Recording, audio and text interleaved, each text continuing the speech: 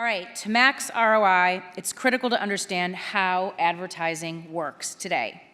So, on February 11th, the ARF convened 42 senior executives and the board of directors, and together we set the hook to solve for growth and discussed what we need to invent and invest in. This resulted in 6 ground truth experiments. And here to give an update are Charles Kennedy, ARF West Coast Engagement Officer, Horst Stipp, EVP of Global and Ad Effectiveness, and Jasper Snyder, EVP of Cross-Platform and Media from the ARF. So please help me welcome Charles, Horst, and Jasper.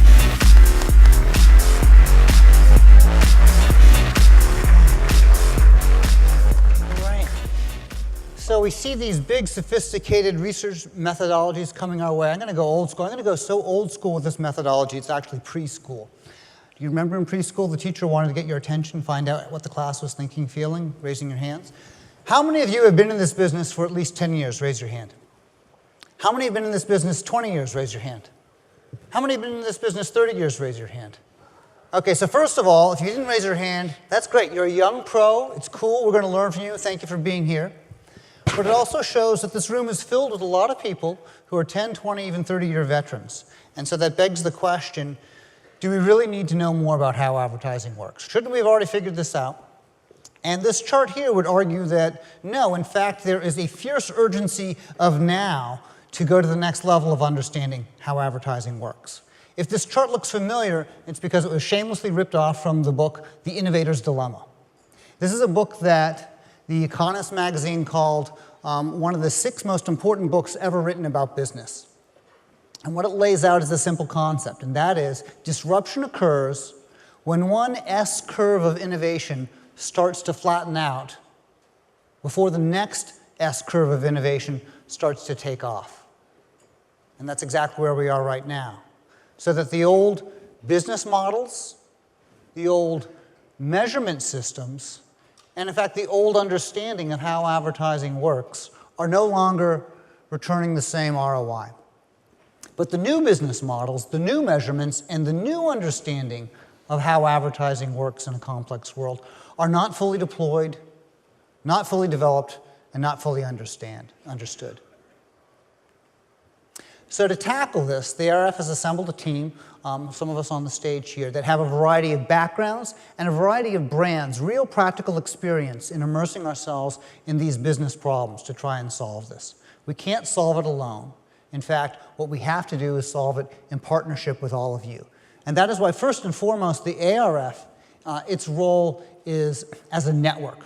We are a network filled with bright and ambitious organizations that are filled with bright and ambitious individuals that are here at the tables right now. And it is through your work, through your exploration, through your cutting-edge work that we are able to curate the best of the best, and we are able to originate new experiments that we're going to be talking about. Once that knowledge is out there, our role then is to amplify it, to help all of you through our conferences like today, our forums, our websites, and now coming this summer for the first time, classes and certification programs. This conference is a great example of how we are amplifying that information. We've got over 40 best-in-class papers being presented. But we also have to start the ball rolling and actually take the initiative and get to some ground truth understandings. And you're going to be hearing about that in just a moment. The network of the knowledge that is going on, we're only halfway through the first day, and it's pretty impressive. So we've already heard from AT&T about how you can quantify the sales impact of digital and social media. We've heard from Facebook that you can't just be targeting screens, you need to be targeting the journey that the consumer is taking. We heard a meta-analysis of marketing ROI from Sequent Partners, and Kantar has just shown us a new level of co-opetition and cooperation in moving forward and understanding what people buy and why. Tomorrow promises even more deep and insightful papers being presented.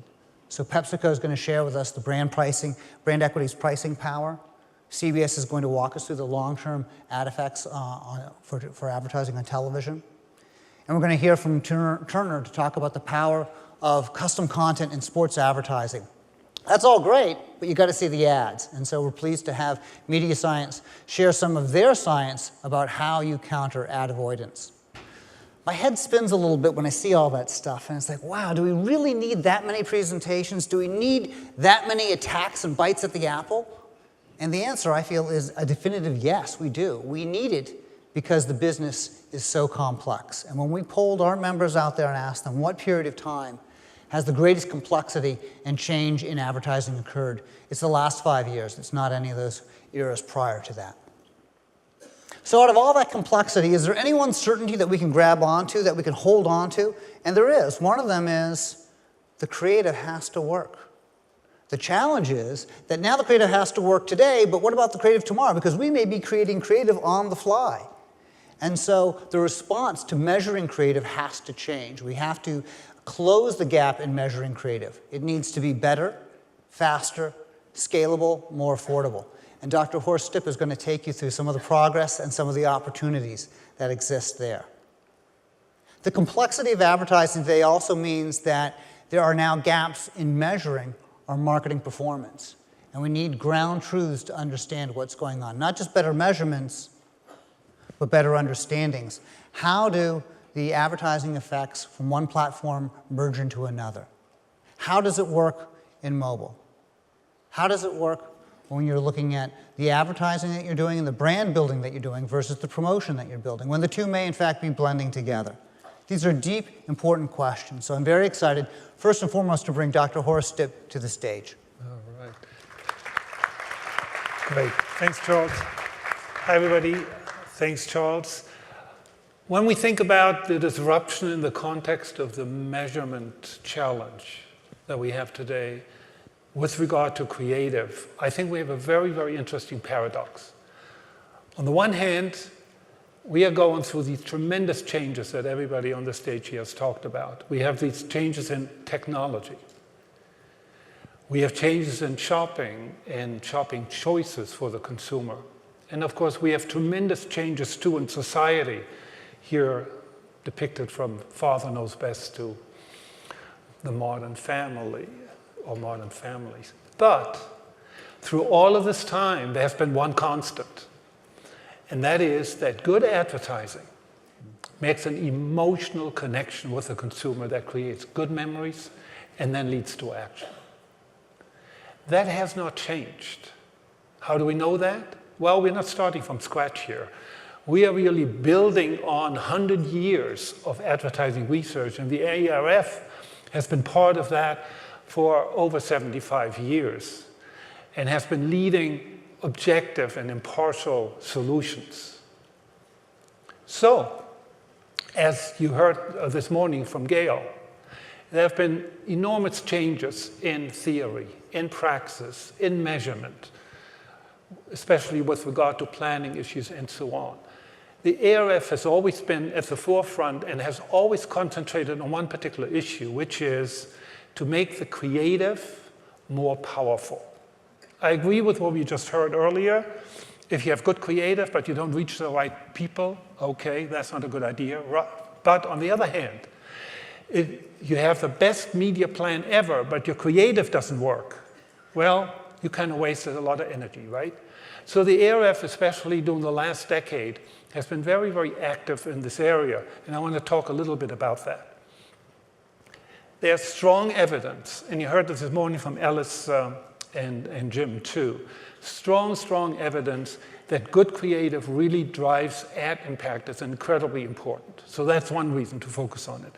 The other one is there's been a very interesting change in how people are thinking about the whole advertising process and the role of emotions. You know, if you're like my age, you remember that there was a strong emphasis on a very linear, rational, cognitive process. You know, you paid attention to an ad, you absorbed the message, and you would act on it. But as far as early as like 20 years ago, some writers theorists and practitioners started to wonder, emotions play a much larger role. Unfortunately, they complained, we don't really have any good methods. The methods that we have are inconclusive, impractical, and too expensive. Well, the good news is there's been a lot of change.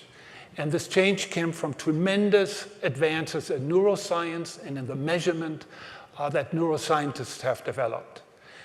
In 2007, for the first time, the ARF reacted and addressed this particular issue with their report on measuring emotional responses to television advertising. 2011, the first ARF project explored whether brain science can it measure the unmeasured? And then 2 years later, the second ARF project on Neuro to investigate whether Neuro methods really lead to more effective creative. So I hope all of you, or nearly everybody, has heard about these projects. We certainly talked about them a lot. So let me just summarize the key findings. Number one, neuromarketing methods and biometrics provide better and more detailed data on the emotional connection, the emotional impact of advertising. And secondly, if you add to your traditional methodology, if you add these new methods, you're very likely to end up with more sales, with better advertising, with better creative. So, since those findings, only a couple of years ago, there's been a tremendous increase in the use of biometric and neuroscience-based research. One reflection of that is that for this conference, in our paper competition, we got about 20 papers using these kind of methodologies, which is an absolute record. And tomorrow and on Wednesday, you're going to see the best of them. And there's some really, really good stuff. So there are three reasons, I think, for the explosion, if you want, of the industry embracing these methodologies. Number one, these methods really do not just give a thumbs up or thumbs down on creative. They really give you detailed, in-depth information on improving images, language, does the humor work? How about the role of music? And finally, branding moments. Secondly, they do confirm what we said earlier, what we've known since 1936, that the emotional impact that drives attention and creates positive memories that lead to purchases. It's all about the emotional impact. But these methods now give you deeper insight in that. They give you much more information than we had before and much better measures of this emotional impact. And then number three, even in this short period, there's been tremendous changes in the technologies available for this research. And it addresses the issue that's been front and center here at this conference: make it cheaper, make it faster. And there we go. Methods that used to take 3 hours can now be administered in 1 minute. Various companies have given us some pricing, show a big drop, and there are vendors out there that can confirm that they're now able to offer their services for more reasonable, for much more less expensive methods than just a few years ago. So we've seen some really, really exciting solutions in this area to address these kind of issues. But there are other problems and there are other solutions. And that's what my colleague Jasper is going to address. Thank you. Thank you, Horst. So we're also at a hugely disruptive time in terms of marketing performance measurement. We heard earlier on about the move from mass media to targeted media, and there's a mirror image for that for measurement too. We're moving from an era of mass measurement to targeted measurement. So we're able to understand individual behavior at an individual level in a way that we haven't been able to do before. That's from the perspective of exposure to advertising, but also from the perspective of reaction or effectiveness of advertising. But it's creating a lot of complexity as well. And that complexity is creating hugely costly measurement gaps. Now, Charles mentioned a member survey that we'd done towards the back end of last year, and one of the questions in that survey was looking at the importance of various media channels, both now and in the future. And if you look at some of the channels that are cited as being important in the future, you can see these very, very large gaps. So online, for example, the vast majority of our respondents, unsurprisingly, say that online will continue to be a very important channel for marketing. But only a quarter of respondents said that it's measured well. It's a huge gap, and it gets even bigger for mobile, where you have roughly the same figure that say it's going to be important, but only a handful say it's measured well. Now, the implications of that for the C-suite very complex too. There, as Gail mentioned earlier on in her speech this morning, there are two fundamental questions that the C-suite asks in terms of marketing and in terms of marketing measurement. First of all, do my marketing dollars drive growth and sales? And secondly, where should I put my next marketing dollar? And yet this complexity in the measurement landscape is making it very difficult, or increasingly difficult, to answer those questions.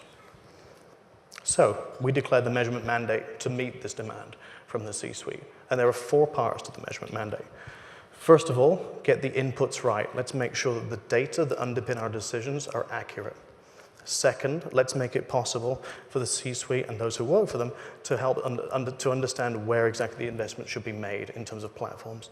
Third, echoing what Horst mentioned here, we know that creative is massively important, but we also know that creative is hugely underrepresented in terms of marketing performance and measurement. And then fourthly, in terms of cadence, let's align the timing of our decisions to the timing of our measurement. So how do we bring this mandate to life? So Colleen mentioned this also. In early February, we convened a group of the leadership of our industry. This was the chief research officers of the major broadcast and cable networks, the CROs of the major media platforms.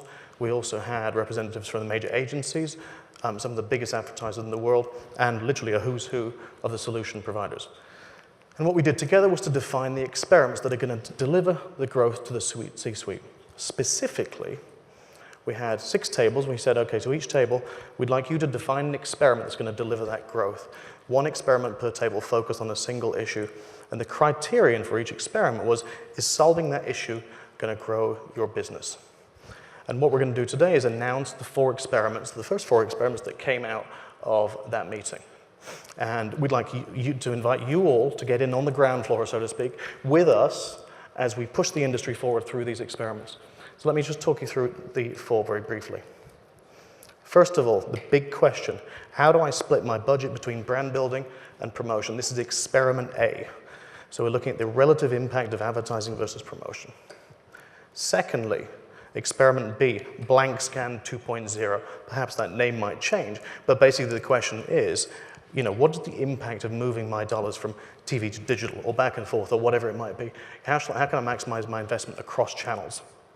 Experiment C is looking at the interaction effects of cross-platform advertising. How do various platforms combine together? And how should you design your campaign knowing those truths? And then number 4, experiment D, looks at the area where there's the biggest gap in terms of measurement, mobile. Let's harmonize mobile measurement. So those are the 4 experiments that we're announcing today. We have 4 breakout rooms from 5:40 to 6:10. We'd love to invite each and every one of you to join the one that resonates most with you. Get in on the ground floor. We welcome you to become VCs. So experiment A, the brand building, is in Sutton South. These are at 5:40 today. All are welcome. Experiment B is in Nassau. Experiment C on cross-platform is in Regent, and mobile is in Madison. So those are our 4 experiments, and the doors are wide open. So to quote Simon Sinek here, let's experiment. Let's change the world today. Thank you.